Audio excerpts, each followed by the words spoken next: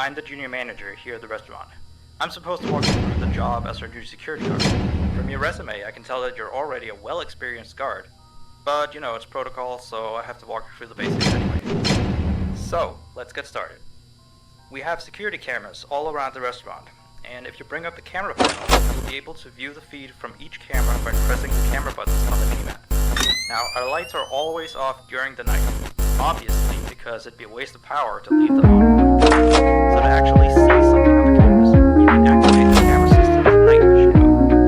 You activate night vision by clicking on the button on whatever camera you're currently using.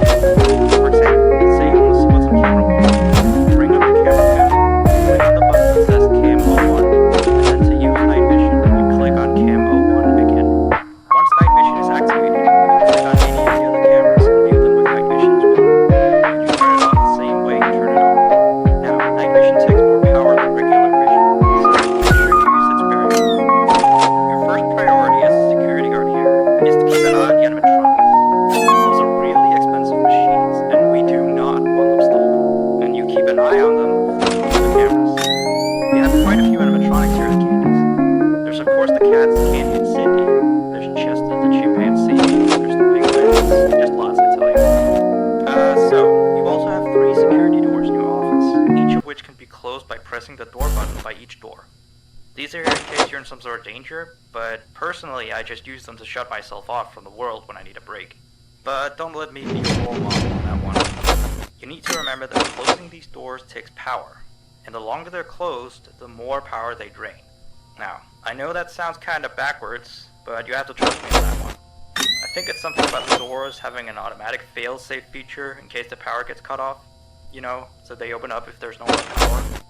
All I know for sure is that they do use more and more power the longer they're closed, so you don't want to keep them closed for too long at a time. Now, the reason I keep mentioning the power is because the restaurant uses a backup power generator at night, which only has a certain amount of juice in it. So anything from viewing the cameras to using the security doors takes power. You can see how much power you have left on the computer on the desk in front of you. Try not to run out of power. If you do though, you won't be stuck in the office since the doors will always open up anyway. Oh, and one last thing. The animatronics aren't completely turned off at night, so they might start walking around a bit. But just be careful not to let any of them into the office, cause we have stuff in there we don't want damaged or anything. Though, don't bother with the ticket booth door. They won't attempt to get in through there. That should be all. You'll hear from me again on your next shift. Have a good night.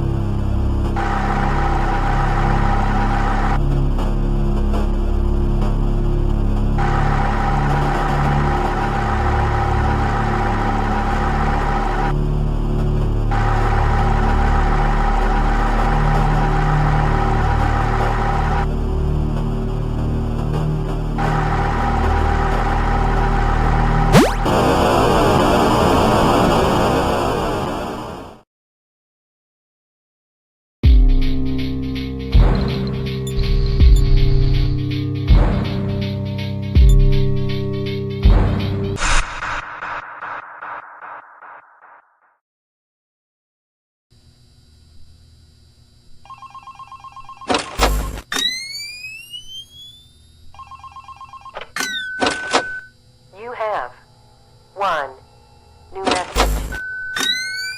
Hey there. I put up a note today to gather some intel on the animatronics from the other employees. Just to get a list of the issues we've had with them. They've written down some stuff here for you. So let's see. Alright, so obviously the animatronics walk around at night. You know that by now. They try to get to places they shouldn't be. Yep. They act weird after dark. Yep. They don't like adults. I mean, I suppose. They always seem nice around children. Around us employees, they just kinda stare at you. I always thought they just hadn't been coded to interact with anyone other than children. But some of the other employees have felt threatened by them now and then. But I know that some of them are also superstitious morons. So who knows if they just became scared when the animatronic looked at them in the eyes or something. Anyway, one last thing on the list here. The last penguin interferes with the system. There's a sentence I never thought I'd say. We have these penguin animatronics as waiters. They take people's orders and whatnot. We used to have 3 of them, but 2 of them broke down and haven't been fixed yet. I think they're referring to the 3rd penguin that still works, or, well, apparently it doesn't quite work. So yeah, definitely don't let him into the office. His presence alone could probably destroy our systems. Well, that'll be it for now. I'll be sure to leave another message for your next shift.